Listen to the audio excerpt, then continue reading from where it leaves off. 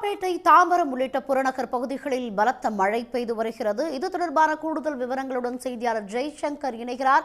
ஜெய்சங்கர், நீங்க இருக்க பகுதியில் மழை நிலவரம் குறித்து விரிவாக பதிவு செய்யுங்க. சென்னை புறநகர் பகுதியான தாம்பரம், சானிட்டோரியம், குரோம்பேட்டை, பல்லாவரம் உள்ளிட்ட பகுதிகளில் ஒரு அரை மணி நேரமாக மழை கனமழை பெய்து வருகிறது. குறிப்பாக இன்று பகல் வரை நல்ல வெயில் வாட்டி வதைத்த நிலையில் திடீரென கருமரங்கள் சூழ்ந்த நிலையில் தற்போது அரை மணி நேரமாக கனமழை பெய்து வருகிறது.